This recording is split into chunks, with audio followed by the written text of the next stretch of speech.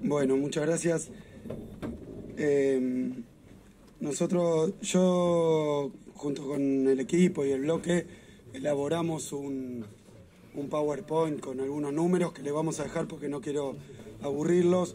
Solamente les voy a mostrar 3 de estas diapositivas. La primera tiene que ver con la pérdida de poder de compra de diferentes tipos de ingresos. Desde la llegada de este gobierno, diciembre del 15 a junio del 18. Un trabajador perdió 3 salarios y medio, un jubilado, 4 jubilaciones mínimas. Esto es lo mismo que el UVA, porque finalmente indexaron los créditos. Esto es índice de precios contra diferentes ingresos, 4 asignaciones universales por hijo, 4 salarios mínimos. Es decir que efectivamente, y sin ponerme acá ni escatológico, ni ponerme a reivindicar lo que hizo nuestro bloque, lo que alertó nuestro bloque, no puedo dejar de decir que si ustedes observan la opinión que dimos cuando hubo que discutir el proyecto, incluso el sentido del voto, que fue negativo, pero si observan la opinión que dimos, todos estos riesgos de lo que está ocurriendo los veíamos como posibilidad, como riesgo. En aquel momento, obviamente, todavía no se había desenvuelto de una forma tan clara la política del gobierno.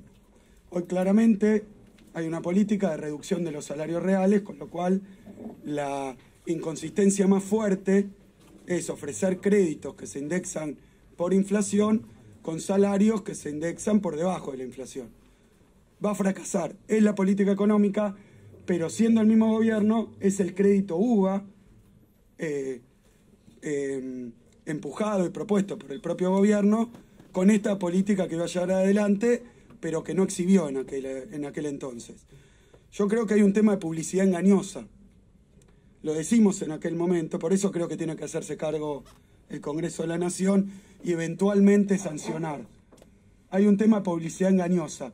Era obvio para un analista económico, para alguien que fuera estudioso de estos temas, que la discordancia entre la evolución salarial y la evolución de los precios era no muy plausible. Casi seguro que se iba a dar con el gobierno que hay. Casi seguro. Porque cualquiera que conociera las ideas, los economistas que los acompañaban, obviamente venían con el diagnóstico de que el salario era muy alto y que había que reducirlo. Entonces yo digo que hubo una cuestión engañosa y perversa en la publicidad de estos créditos. Porque tiene todo el mundo. Es más, si alguno de ustedes tuviera ahorro en dólares para comprar un departamento, capaz le convenía sacar crédito UVA, guardarse los dólares y hoy pagar las cuotas con los dólares. No quiere decir que el crédito UVA era desfavorable en todas las circunstancias y para cualquiera. Lo que es seguro es que como una cuestión de política del gobierno, me da la impresión, y también con cosas que nos hemos enterado, de acción sobre los bancos para que ofrecieran crédito UVA a toda su clientela, plantearon esta situación como bárbara y omitieron decir los riesgos. Es como si el prospecto no hubiera dicho abajo del medicamento, cuidado, que si lo tomás y tenés tal situación, corres la posibilidad de que se te desencaje tu ingreso del salario. Nosotros lo advertimos y advertimos también a las fuerzas que acompañaron este proyecto que había que ser muy cautos, porque uno sabe que en temas de créditos bancarios, la verdad que nuestra población y la población del mundo en general es bastante analfabeta en temas financieros, lógicamente. Entonces hay una responsabilidad adicional de las entidades bancarias y del gobierno de advertir y de asesorar a quien toma el crédito diciéndole, ojo, que puede llegar a pasar esto. Acá me parece que estuvo uno de los grandes problemas, no en el instrumento, porque créditos indexados en pesos, indexados por el índice de precio, no es ni malo ni bueno. Depende en qué situación estés. Lo que para mí fue muy, pero muy perverso es ofrecerle a la población asalariada del sector, incluso con más énfasis, lo digo para el caso de los asalariados del sector público, porque es el propio gobierno que les ofreció los créditos por la banca pública y hoy les cierra una paritaria por debajo. O sea, los está empujando. El responsable en ese caso es puramente el gobierno. Por haber ofrecido un crédito, no haber advertido. Y yo de nuevo no quiero ponerme en esencialismo. Para alguien puede ser muy bueno tomar tal instrumento financiero en dólares o en euros, pero tiene que saber cuáles son los riesgos. Acá lo que no se advirtió son los riesgos, nosotros los advertimos, votamos en contra y propusimos en aquel momento que hubiera un techo, que es alguno de los proyectos que ya ha ido dando vueltas, que dijera que nunca la cuota pudiera superar el coeficiente de variación salarial, y también propusimos, por eso firmamos el dictamen favorable, pensando que íbamos a poder convencer al Congreso de que agregaran estas cláusulas. No pudimos, votamos en contra. Porque con estas salvaguardas hubiera sido más asequible, menos riesgoso y menos problemático. O sea que hoy el lío lo armó el Estado. Porque no advirtió, porque publicitó, porque me animo a decir, es un poco político y creo que estamos hablando de otra cosa, lo usó como instrumento de propaganda electoral, nunca dimos tantos créditos hipotecarios. Tengo una filmina, si vos me permitís, la 18, y también quiero polemizar con el colega, como economista, no como diputado. Ahí tengo el mercado de crédito hipotecario contando el Procrear, que fue un instrumento de crédito hipotecario. Mentira que se daban menos créditos hipotecarios, se daban más, con el Procrear incluido, que era un crédito hipotecario, con todas estas cláusulas, tasa subsidiada y variación de la tasa a partir de cierto año según la variación salarial. Y cláusula de salida, porque la variación salarial es un promedio, pero puede que el salario de todos se mueva así, pero que a vos te echen de tu trabajo. Eso tampoco estaba previsto, también lo planteamos. Conclusión, porque no quiero aburrirlos, tengo mucho más para mostrar. Perdón, una más, la 10. Miren, la liñita azul es un crédito UVA, suponiendo un escenario más o menos favorable y promedio de la Argentina, de inflación del 20% en los próximos años. No nos pudimos hacer los tontos, le pusimos 40 para este año y 25 para el que viene, que son las estimaciones más o menos del gobierno. Arriba dice la cuota se va a convertir en 119.000 pesos al cabo de 15 años, no de los 30 del crédito. Y van a estar debiendo un deudor 16 millones de pesos para un crédito de 1,5 millones. Esta es una hipótesis, por supuesto, son escenarios, pero no es inverosímil. No es inverosímil.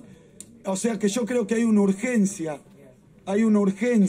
y lo traje porque pensé que tal vez había legisladores del oficialismo a los que podíamos tratar de convencer de que hay una urgencia que corrijan el proyecto en el sentido que planteamos originalmente, que no son locuras, es poner ciertos criterios de salvaguarda y de protección para el deudor, porque lo dijimos desde el primer día, este es un crédito bárbaro para el banco, para el acreedor, es lo que siempre pidieron los bancos, indéxenme los créditos por inflación.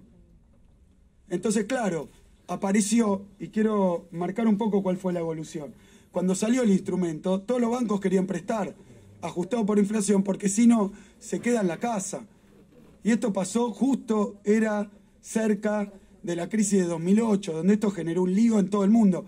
Era una locura presentar créditos hipotecarios de alto riesgo.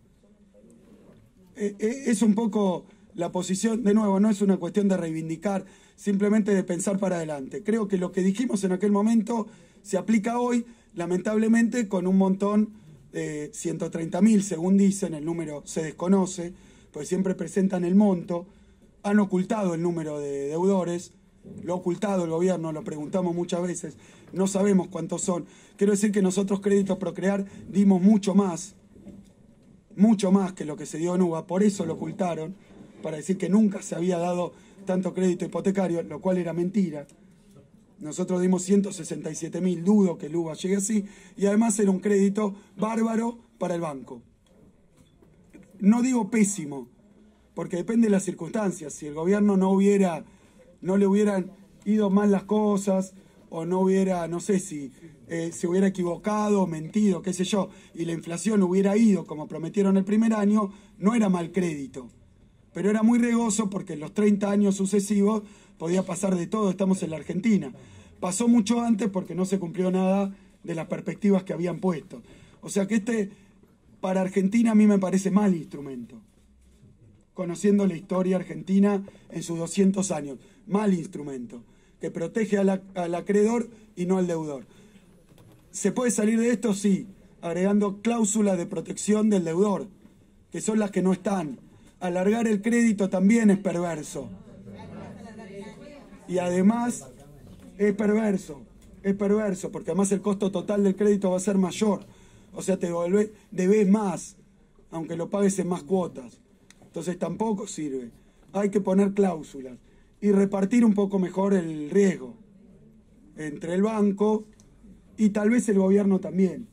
Hay varios proyectos dando vueltas. Yo quería simplemente, y mirando para adelante, dejar en claro que es urgente que el propio oficialismo se dé cuenta. Yo creo que los bloques de oposición estamos todos preocupados por esto, que se dé cuenta del brete en el que estamos y que antes de que sea mucho peor y tengan que empezar a irse, vender la casa, rematarlo por los bancos, antes de que pase una tragedia, en alerta temprana le pongamos a esta ley algunos mecanismos de protección del deudor. Se olvidaron del deudor.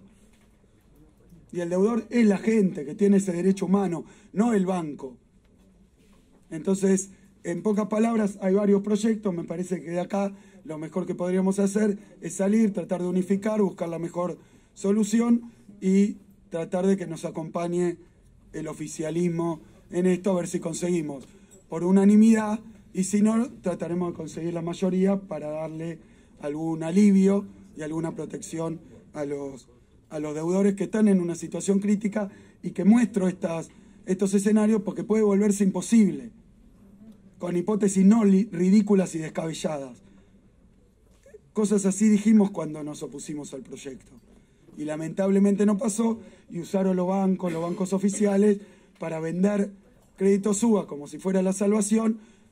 Y digo, en alguna hipótesis podía haber estado muy bueno. Lamentablemente pasó de las peores de las hipótesis, porque 40% de inflación, la verdad que si vamos a 50, como dice el Citibank, vamos a estar en el año de más alta inflación desde los 90.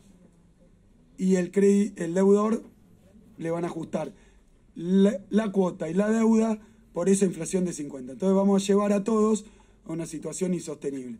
Hagámoslo antes de que esto pase. Por eso yo creo que hay una cierta urgencia, reunirnos, buscar el mejor proyecto y darle alguna garantía a los deudores para que puedan conservar sus viviendas, puedan pagar su cuota, y después, si hay algún caso particular, bueno, se verá, pero en el promedio, en el general, que esté cubierto el problema, siempre pensando en el deudor como sujeto de derecho. Muchas gracias.